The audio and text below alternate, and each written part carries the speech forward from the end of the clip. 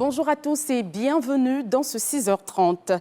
Le chef de l'État, Alassane Ouattara, a reçu hier jeudi au palais présidentiel les vœux des corps constitués. Le corps diplomatique accrédité en Côte d'Ivoire a ouvert la série. En ce début d'année électorale, le président de la République a réaffirmé son engagement pour des élections libres, transparentes et apaisées. En octobre prochain, sera-t-il candidat? La réponse dans ce compte-rendu signé Alexis Ouedraogo. C'est assurément l'une des informations les plus attendues à quelques mois de la présidentielle de 2025. La participation ou non du président Alassane Ouattara aux échéances à venir. À la date d'aujourd'hui, je n'ai pas encore pris de décision, mais je peux aussi vous rassurer que je suis en pleine santé et désireux de continuer de servir mon pays. Mais comme je l'ai également dit, mon parti dispose d'au moins une demi-douzaine de candidats qui sont dans cette salle.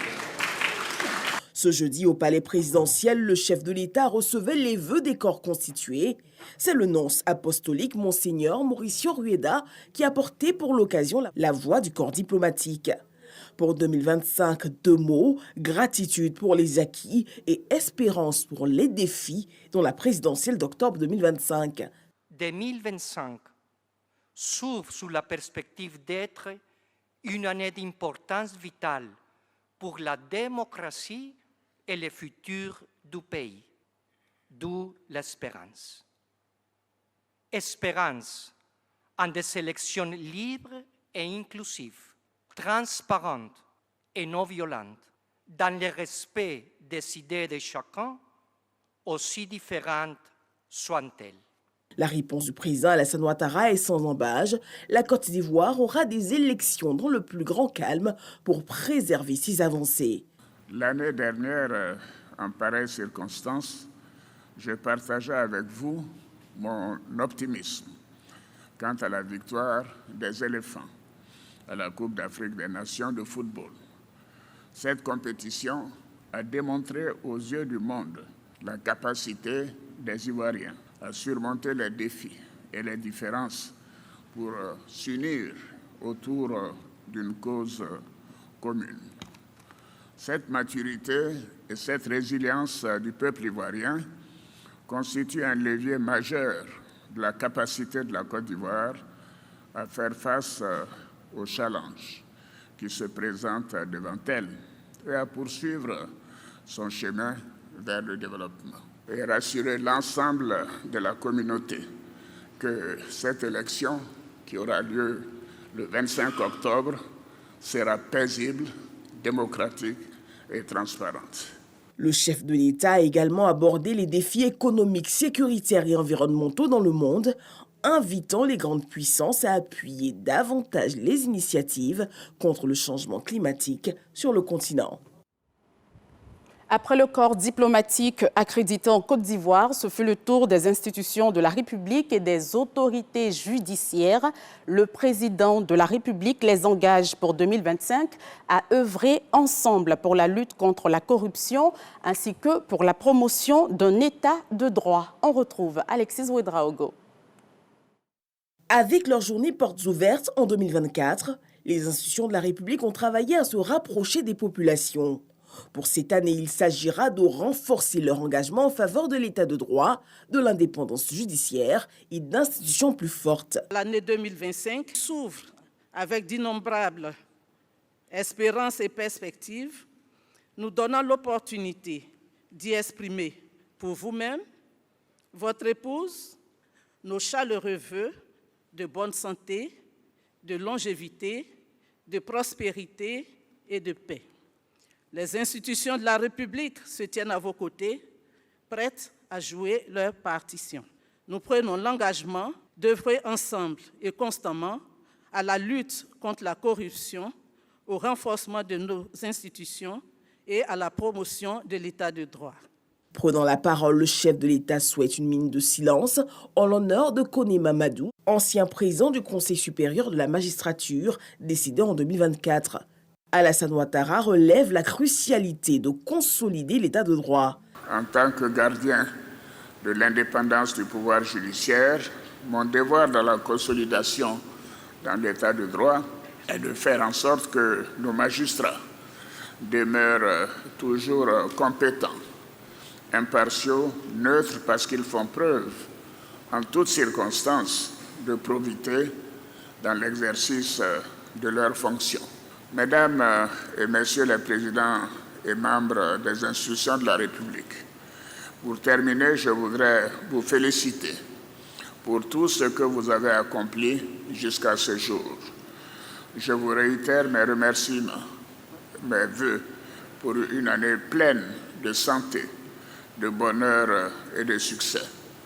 Je souhaite ardemment que l'année 2025 soit effectivement une année de consolidation de nos efforts et de progrès pour tous les Ivoiriens. Rapprocher le justiciable de la justice, travailler à des actions plus fortes pour maintenir la paix, autant d'engagements pour 2025. La Côte d'Ivoire forme sa relève mathématique. 15 élèves sélectionnés pour leur brillante performance au concours national de mathématiques bénéficient d'une formation intensive issue des établissements d'Abidjan et de l'intérieur du pays. Ils représenteront notre nation aux Olympiades internationales de mathématiques dans les prochains mois. Ahmed Silué, Barnabé Conan, Touré, Lanciné. Ce sont les meilleurs jeunes mathématiciens sélectionnés minutieusement parmi des milliers sur toute l'étendue du territoire. Les 15 candidats concernés par le stage viennent de Bandoukou, du lycée d'excellence Alassane Ouattara, de celui de Port-Boué, de l'EMPT de Binjarville et bien d'autres. Professeur Saliou Touré, président de la Société mathématique de Côte d'Ivoire, a salué l'engagement des élèves participants tout en rappelant l'importance de cette initiative. Nous sommes ici aujourd'hui au Centre des métiers de l'électricité pour contribuer à la formation de nos candidats aux différents concours internationaux, à savoir les Olympiades panafricaines de mathématiques et les Olympiades internationales de mathématiques. Cette troisième édition de préparation est orchestrée par le Massachusetts Institute of Technology, MIT Afrique. L'initiative a pour objectif d'outiller ces petits génies en stratégie avancée et en résolution de problèmes complexes en vue de représenter la Côte d'Ivoire aux Olympiades panafricaines au Congo-Brazzaville et au championnat international prévu en Australie du 15 au 20 juillet 2025. Nous avons réfléchi à la meilleure façon de soutenir cette initiative.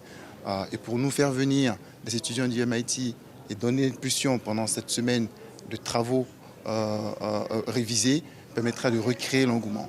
Passé 3 ans, le bilan est positif. Cette année, la Terre des Burnies vise la médaille d'or. Les jeunes stagiaires restent confiants quant à l'atteinte du dit objectif qui placera la Côte d'Ivoire au sommet de l'échelle mondiale de cette catégorie. C'est un honneur et puis c'est une grande joie pour moi. La Côte d'Ivoire peut compter sur moi pour que je puisse emmener une médaille d'or en Côte d'Ivoire. La Côte d'Ivoire est double championne d'Afrique de mathématiques. Ce palmarès donne l'espoir que la médaille d'or tant souhaitée au niveau mondial cette année soit une réalité. Et nous souhaitons une bonne chance à nos 15 élèves. Promouvoir l'écriture braille et encourager l'autonomisation des non-voyants, c'est l'objectif visé par l'ONG Voir des Doigts qui a organisé le mercredi 8 janvier dernier une cérémonie à l'Institut national ivoirien pour la promotion des aveugles situé dans la commune de Yopougon. C'était à l'occasion de la Journée mondiale du braille célébrée le 4 janvier de chaque année. Générosa Kwadio, Godefroy Okambawa. C'est sous le regard bienveillant des encadreurs et des partenaires de l'ONG qu'une quinzaine de non-voyants a reçu leur parchemin, symbole de leur maîtrise de l'écriture braille, une étape essentielle pour leur autonomie et leur intégration socio-professionnelle. Dès qu'on a perdu la vue, nous sommes venus à l'Institut national des aveugles, précisément à l'ONG Voir des Doigts, et on avait voulu apprendre à lire et à écrire. Aujourd'hui, nous sommes très heureux. L'ONG Voir des Doigts a saisi cette occasion pour sensibiliser sur l'importance de l'écriture braille dans la vie des personnes non-voyantes. C'est de permettre à l'opinion nationale comme l'opinion internationale de découvrir cette écriture qui permet à tout déficient visuel de pouvoir aller à l'école, de pouvoir exercer en entreprise et de pouvoir se prendre en charge en étant opérateur économique ou en étant acteur de développement. La représentante de la marraine salue cette initiative qui vise l'autonomisation des personnes non-voyantes. Ce sont des jeunes qui ont perdu la vue et c'est dramatique. Mais avec l'ONG, nous avons vu le travail inlassable que le bureau fait. C'est pour cela, chaque fois qu'ils nous sollicitent, nous sommes là, parce que nous avons besoin de les soutenir. Madame la directrice de la promotion des personnes handicapées tient à saluer cette initiative et vous rassure de la collaboration de ses services dans le cadre de cette activité qui vise la promotion des droits des personnes handicapées visuelles. À travers ces initiatives, cette ONG espère bâtir une société plus inclusive et équitable où chacun a les mêmes chances de réussir. La Côte d'Ivoire compte aujourd'hui 3 millions de personnes ayant une déficience visuelle. Dans la région du Folon, ils se sont engagés à semer la cohésion et la paix pour le développement de leurs villages respectifs. Il s'agit de 8 chefs issus de la sous-préfecture de Tianko et qui ont officiellement reçu des mains du préfet de région leur arrêté de nomination. Le reportage de Kader Sogodogo. Ils sont issus des villages de Kabangoué, Tienko, Mazela, Diolola, Kotouba, Kouban, Kolikro et Kei.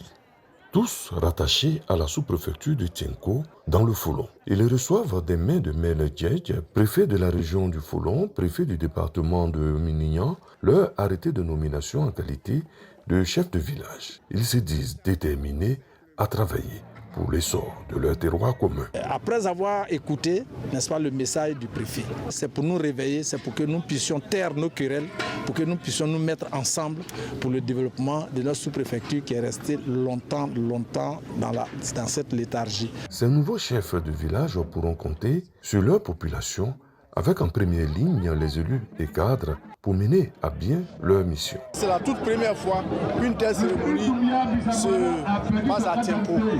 Et c'est mis sur le sceau de la réconciliation, de l'entente et de la cohésion. Je vous adresse mes félicitations les plus sincères. Vous portez désormais une mission noble et exigeante, celle de guider vos communautés avec sagesse, de préserver vos traditions et de valoriser un développement harmonieux. Cette cérémonie était placée sous l'égide de la Chambre nationale des rois et chefs traditionnels de Côte d'Ivoire et placée sous le haut patronage du ministre-gouverneur Gaoussou Touré, les ministres Adama Kamara, Nasseneba Touré et certains cadres, dont la Sina Fofana, ont contribué à sa réussite. Dans l'actualité hors de chez nous, aux États-Unis, le bilan des incendies qui ravagent Los Angeles s'est alourdi à 7 morts. Ce sont des responsables municipaux qui l'ont annoncé hier soir. Près de 180 000 habitants ont reçu un ordre d'évacuation. Plus de 2000 bâtiments détruits. Les pompiers luttent pour maîtriser les flammes, mais les souvenirs sont réduits en cendres. C'est la fin de ce 6h30. Merci de l'avoir suivi. Thierry Angeval se prépare à démarrer Matin Bonheur dans quelques minutes seulement. Je vous souhaite une belle journée. N'oublions pas de rester prudents sur les routes.